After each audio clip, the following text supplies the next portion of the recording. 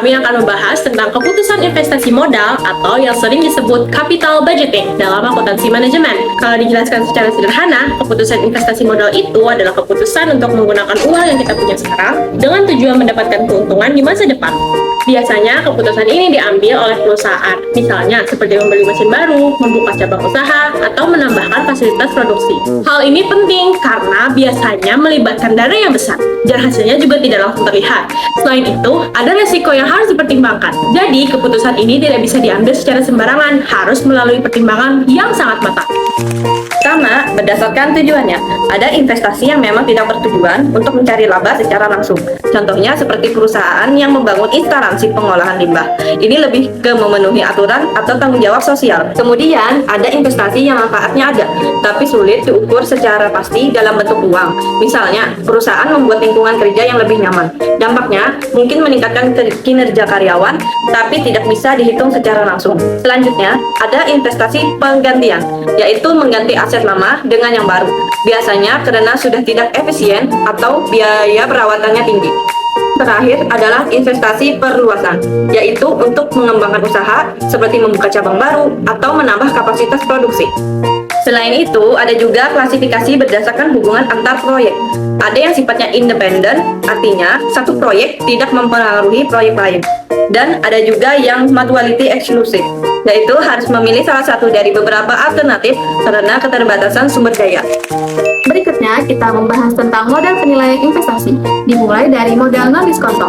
Model ini digunakan untuk menilai kelayakan investasi tanpa memperhitungkan nilai waktu dari uang. Artinya, uang sekarang dianggap sama nilainya dengan uang di masa depan. Metode kedua adalah Accounting Rate of Return atau ARR. Metode ini mengukur tingkat keuntungan berdasarkan laba akuntansi. Jadi, yang dilihat adalah perbandingan antara laba dengan jumlah investasi. Modal non-diskonto ini memang lebih sederhana dan mudah dipahami, sehingga sering digunakan untuk analisis awal.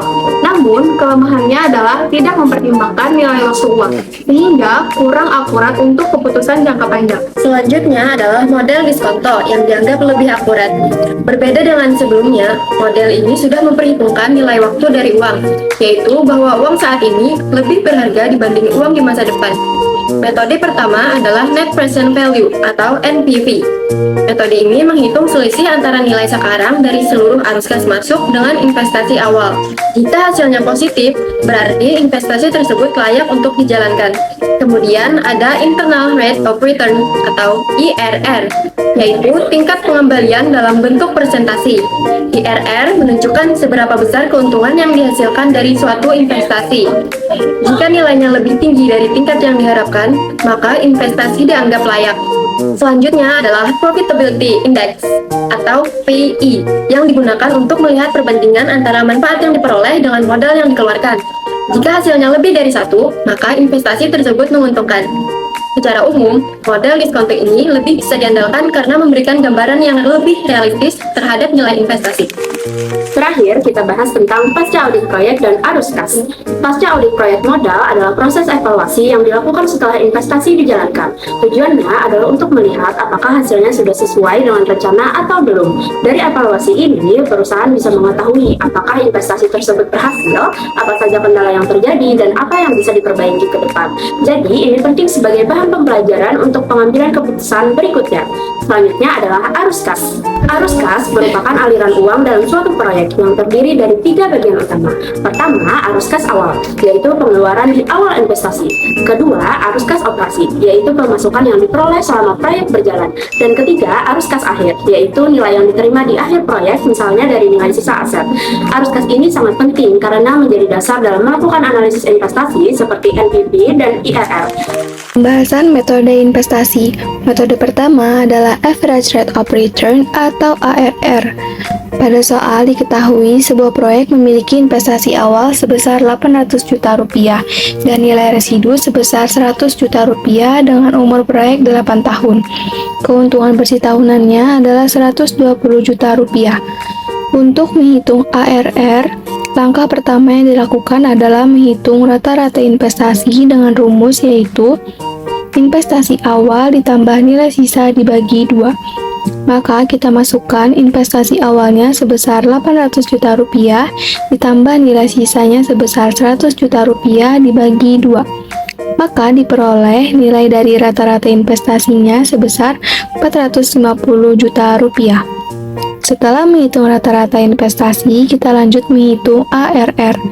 Untuk menghitung ARR, kita menggunakan rumus rata-rata laba bersih tahunan dibagi rata-rata investasi dikali 100%. Kita masukkan rata-rata laba bersih tahunannya sebesar 120 juta rupiah dibagi dengan rata-rata investasi sebesar 450 juta rupiah dikali 100%, maka diperoleh nilai dari ARR-nya sebesar 26,67%. Pada contoh kedua, kita akan memasuki perhitungan metode payback periode atau PBB. Pada contoh kali ini, sebuah perusahaan melakukan investasi awal sebesar 500 juta rupiah. Dari proyek tersebut, perusahaan memperkirakan akan memperoleh arus kas atau pemasukan sebesar 100 juta per tahun. Untuk mengetahui berapa lama investasi itu bisa kembali, digunakan metode payback periode. Metode ini digunakan untuk menghitung waktu yang dibutuhkan agar modal awal dapat tertutupi oleh arus kas yang masuk. Rumusnya yaitu investasi awal dibagi dengan arus kas tahunan. Payback periode sama dengan 500 juta dibagi 100 juta, maka hasilnya adalah 5 tahun. Artinya, perusahaan membutuhkan waktu sekitar 5 tahun untuk mengembalikan seluruh dana investasi yang telah dikeluarkan di awal proyek. Kita masuk ke contoh hitungan untuk metode net present value. Pada soal ini, kita diminta untuk menghitung nilai NPV atau net present value. NPV digunakan untuk mengetahui apakah suatu investasi layak dijalankan atau tidak dengan membandingkan nilai sekarang dari arus kas masuk dengan investasi awal. Diketahui arus kas tahun pertama sebesar 50.000, arus kas tahun kedua sebesar 70.000, dan arus kas tahun ketiga sebesar 100.000. Investasi awalnya sebesar 150.000 dan tingkat diskontonya sebesar 10% atau 0,10. Langkah pertama adalah kita mendiskontokan arus kas, yaitu NPV sama dengan 50.000 didapat dari arus kas tahun pertama tadi, dibagi dengan 1 ditambah 0,10 didapat dari tingkat diskonto 10% atau 0,10 tadi dipangkatkan 1 karena ini merupakan tahun pertama, ditambah dengan 70.000 dibagi dengan 1 ditambah 0,10 dipangkatkan 2 karena ini merupakan tahun kedua. Begitu juga untuk tahun ketiga, ini bedanya di pangkat 3 ini karena merupakan tahun ketiga, dikurang dengan investasi awalnya tadi sebesar 150.000. Setelah mendapatkan hasilnya, maka kita hitung 50.000 dibagi dengan 1,10 sama dengan 45.454.000,55 ditambah untuk arus kas tahun kedua itu sebesar 57.851,24 dan ditambah untuk arus kas tahun ketiga sebesar 75.113,38. Dari ketiga hitungan ini tadi dijumlahkan menjadi 174.419,17 dikurangkan dengan investasi awal yaitu sebesar 150.000, maka hasilnya NPV yang didapat sebesar 28.419,17. Nah, karena NPV positif, maka proyek tersebut dianggap layak untuk dilakukan. Selanjutnya, kita akan menghitung dengan metode Profitability Index atau PI. Perusahaan aneka warna berencana untuk berinvestasi sebesar 100.000 dan mengharapkan arus kas tahunan sebesar 30.000 selama 5 tahun dengan tingkat diskonto 10%. Untuk menghitung PI, kita perlu menghitung nilai sekarang dari arus kas menggunakan rumus awal, yaitu sigma sama dengan cash flow dibagi 1 ditambah tingkat diskonto. Untuk tahun pertama, kita hitung cash flow sama dengan 30.000 dibagi 1 ditambah 0,10, yaitu nilai desimal dari 10% diskonto tadi, sama dengan 27.273 rupiah. Untuk tahun berikutnya kita menggunakan metode yang sama seperti tahun pertama tadi. Nah, setelah kita mendapatkan hasilnya, lalu kita total menjadi 113.723 rupiah. Dan sekarang kita hitung profitability index-nya, yaitu total nilai sekarang Rp113.723 dibagi 100.000. Nah, 100.000 tadi adalah investasi awal. Lalu dapatlah hasil 1,137.